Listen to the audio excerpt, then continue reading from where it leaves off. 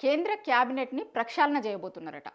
చాలామంది కేంద్రంలో ఉన్నటువంటి మంత్రుల్ని తీసేసి కొత్తగా చాలామందిని తీసుకొస్తారు అని చెప్తున్నారు.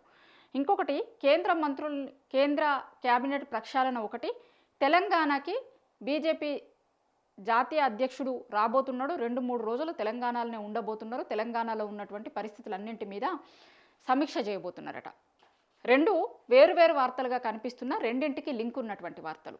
ఎందుకంటే తెలంగాణ నుంచి 2 కేంద్ర మంత్రులు ఉన్నారు. కిషన్ రెడ్డి, బండి సంజయ్ కొడుకు బండి భగీరథ్ పోక్సో కేసులో అరెస్ట్ అయి ఇప్పుడు జైల్లో ఉన్నాడు.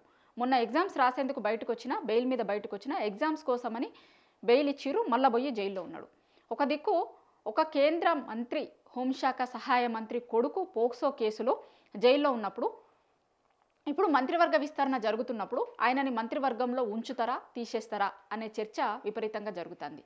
తీసేస్తారు అనేదే చాలామంది మెజారిటీ అభిప్రాయంగా వినిపిస్తుంది. అందుకే తెలంగాణలో ఉన్నటువంటి ఇంకా తెలంగాణలో ఉన్నటువంటి బీజేపీ ఎంపీలందరూ కూడా కేంద్రంలో మంత్రివర్గంలోకి పోయేందుకు ఎవరికి సంబంధించినటువంటి పైరవీలు వాళ్ళు చేసుకుంటున్నారు అట. ఇప్పుడు ఇక్కడ నుంచి ఒకవేళ బండి సంజయ్ని తీసేయాల్సి వస్తే అదే కమ్యూనిటీకి సంబంధించినటువంటి వాళ్ళతో ఫిల్ చేస్తారా, లేకపోతే బీసీ కమ్యూనిటీకి సంబంధించినటువంటి వాళ్ళతో ఫిల్ చేస్తారా, లేకపోతే ఆయనని తీసేసి క్యాబినెట్లోకి ఇంకొక 2 తెలంగాణ నుంచి తీసుకుంటారు అనేటువంటి అభిప్రాయాలు కూడా వినిపిస్తున్నాయి. ఎందుకంటే వాళ్ళు 33% ఉమెన్ రిజర్వేషన్ని చాలా కీలకంగా భావిస్తుంది కేంద్రం. దాని మీద బిల్లు కూడా తీసుకొని వచ్చిరు పార్లమెంట్లో, కానీ ఆ బిల్లు పాస్ కాలేదు, ఆగిపోయింది. కాబట్టి ఇప్పుడు మంత్రివర్గ విస్తరణ చేస్తున్నప్పుడు 33 మంది మహిళలకి కేంద్ర క్యాబినెట్లో స్థానం కల్పించాలి అనేటువంటిది కేంద్రం ఆలోచిస్తుంది అని చెప్తున్నారు. ఒకవేళ అది కనుక జరిగితే తెలంగాణ నుంచి కూడా ఒక మహిళని క్యాబినెట్లోకి తీసుకుంటారు అని అంటున్నారు. ఇప్పుడు బండి సంజయ్ ప్లేస్లో ఇంకొకరికి అవకాశం ఇస్తూనే అడిషనల్గా ఇంకొకరికి అవకాశం కల్పిస్తారు అని అంటున్నారు. ఒకవేళ అవకాశం కల్పిస్తే కనుక డెఫినెట్గా అందరి దగ్గర నుంచి వినిపిస్తున్నటువంటి పేరు డీకే అరుణ. ఒకవేళ బండి సంజయ్నే తీసేసి వేరే వాళ్ళని కనుక తీసుకోవాల్సి వస్తే కనుక ధర్మపురి అరవింద్, ఈటల రాజేందర్ పేర్లు ఎక్కువ వినిపిస్తున్నాయి. సో మరి బండి సంజయ్ని తీసేస్తారా, లేకపోతే కంటిన్యూ చేస్తారా, లేకపోతే శాఖ మారుస్తారా అనేటువంటిది తేలాల్సింది ఉంది.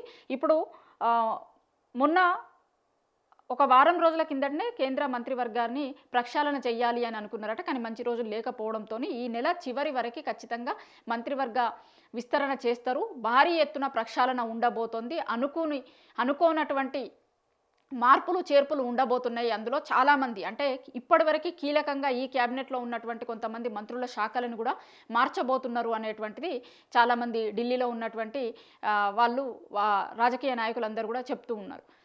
కేంద్రంలో ఇప్పుడు కీలకంగా ఉన్నటువంటి శాఖలలో ఉన్న మంత్రులు ఉంటారు చూసారా, వాళ్ళకి కూడా శాఖల మార్పు చేయబోతున్నారు అని, కొంతమందిని కీలకమైనటువంటి శాఖలలోకి తీసుకోబోతున్నారు అని, దాంతోపాటు ఇప్పుడు నెక్స్ట్ ఎన్నికలు జరిగేటువంటి రాష్ట్రాలకి పెద్దపీట వేయబోతున్నారు అని, దాంతోపాటు నిన్నగాక మొన్న మనం చూసినాం యాప్ నుంచి బయటకు వచ్చి ఇప్పుడు ఎన్డీఏకి మేము మద్దతుగా, ఆ కూటమిగా మేము వాళ్ళకి మద్దతు ఇస్తున్నాం, మమ్మల్ని ఒక ప్రత్యేక గ్రూప్గా విభజించిర్రు అని రాఘవ చెద్దా బయటకు వచ్చి మాట్లాడింది చూసిరా. ఆ రాఘవ చెద్దాకి క్యాబినెట్లో స్థానం ఇస్తారు అని చెప్తున్నారు.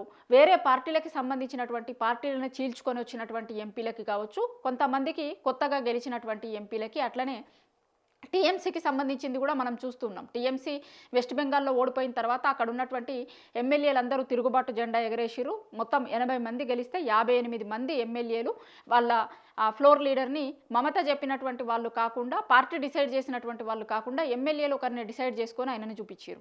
సో అక్కడ ఉన్నటువంటి ఎంపీలు కూడా తిరుగుబాటు జెండా ఎగరేసిర్రు. మేము కూడా ఒక స్పెషల్ గ్రూప్గా ఉంటాము, మేము ఎన్డీఏకి మద్దతు ఇస్తున్నాము అనేటువంటిది వాళ్ళు కూడా చెప్తూ వస్తున్నారు. కాబట్టి దాంట్లో నుంచి ఎవరికన్నా మంత్రివర్గంలోకి స్థానం ఇస్తారా, కల్పిస్తారా అనేటువంటిది చూడాల్సి ఉంటుంది. కానీ ఎవ్వరూ ఊహించని విధంగా భారీగా కేంద్ర మంత్రివర్గంలో ప్రక్షాళన జరగబోతోంది అనేటువంటిది అయితే చాలామంది ఊహిస్తుంది. ఎవరికి మంత్రివర్గంలో స్థానం రాబోతుంది, ఎవరిని తీసేస్తారు, ఎవరిని తెచ్చుకోబోతున్నారు క్యాబినెట్లోకి అనేటువంటిది మొత్తం క్యాబినెట్ విస్తరణ ఎప్పుడు జరుగుతుందో అప్పుడు క్లారిటీ వచ్చే అవకాశం ఉంటుంది మనకి. అట్లనే తెలంగాణ మీద కూడా ఈసారి కేంద్రం లేదంటే వాళ్ళ బీజేపీ నాయకత్వం ఒక స్పెషల్ ఫోకస్ పెట్టబోతుంది అని. ఎందుకంటే గతంలో తెలంగాణ నుంచి ఉన్నటువంటి ఎంపీలు ప్రధాని నరేంద్ర మోడీని కలిసినప్పుడు వాళ్ళకి ఒక గట్టిగా క్లాస్ తీసుకున్నాడు అనేటువంటి న్యూస్ మనకు బయటకు వచ్చింది. చాలా సందర్భాలలో చాలా ఇష్యూస్లలో మిగతా పార్టీలు మాట్లాడుతున్నట్టుగా, లేకపోతే ప్రభుత్వం పైన, ప్రభుత్వ వ్యతిరేకత పైన మనకున్నటువంటి ఎంపీలు కావచ్చు, ఎమ్మెల్యేలు కావచ్చు ఎందుకు మాట్లాడడం లేదు, ఎందుకు ప్రతి ఇష్యూని ప్రజల్లోకి తీసుకుపోతలేరు అనేటువంటిది మోడీ చాలా గట్టిగానే ఇక్కడ ఉన్నటువంటి ఎంపీలకి క్లాస్ ఇచ్చిండు అనేటువంటిది గతంలో బయటకు వచ్చింది.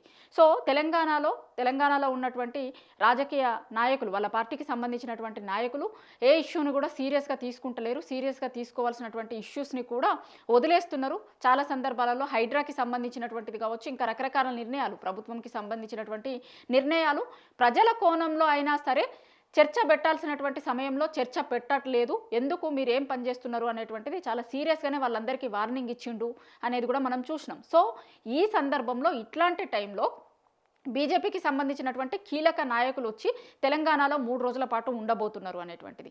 సో క్యాబినెట్లో తెలంగాణకి సంబంధించినటువంటి మంత్రులని పక్కకి జరుపుతారు అనేటువంటి దానితో పాటు పార్టీకి సంబంధించినటువంటి చాలా ఇష్యూస్ పైన కూడా వాళ్ళు కసరత్తు చేయబోతున్నారు. పార్టీలో కూడా చాలా మార్పులు చేర్పులు రాబోతున్నాయి. పార్టీకి సంబంధించినటువంటిది కూడా ప్రక్షాళన చేయబోతున్నారు. చాలా ఇష్యూస్లో తెలంగాణలో ఉన్నటువంటి చాలా ఇష్యూస్ పైన ఇక్కడ ఉన్నటువంటి నాయకులు ఫోకస్ చేయట్లేదు, మాట్లాడట్లేదు, ప్రజల మధ్య ఉండట్లేదు అనేటువంటి నిర్ణయానికి కేంద్రంలో ఉన్నటువంటి వాళ్ళ పార్టీకి సంబంధించినటువంటి హైకమాండ్ వచ్చింది అని చెప్తున్నారు. అందులో భాగంగానే 3 రోజులు తెలంగాణలో తిష్టయ్యబోతున్నారు. పార్టీకి సంబంధించినటువంటి చాలా ఇష్యూస్ పైన కూడా ఫోకస్ చేయబోతున్నారు అని, అట్లనే తెలంగాణ నుంచి కేంద్ర మంత్రివర్గంలో ఉన్నటువంటి వాళ్ళపైన కూడా ఫోకస్ ఉండబోతోంది. మార్పులు చేర్పులు ఉండబోతున్నాయి. ఆ మార్పులలో బండి సంజయ్ మంత్రి పదవి ఉంటుందా, పోతుందా, లేదంటే ప్రక్షాళనలో భాగంగా పోబోతుందా, ఆయనకి తీసేయబోతున్నారా కేంద్ర మంత్రివర్గం నుంచి అనేటువంటిది మంత్రివర్గ విస్తరణ జరిగిన తర్వాత తెలుస్తుంది. కానీ ఇప్పటివరకు చాలామంది చెప్తున్నటువంటి దాని ప్రకారం అయితే దాదాపుగా బండి సంజయ్ని కేంద్ర మంత్రివర్గం నుంచి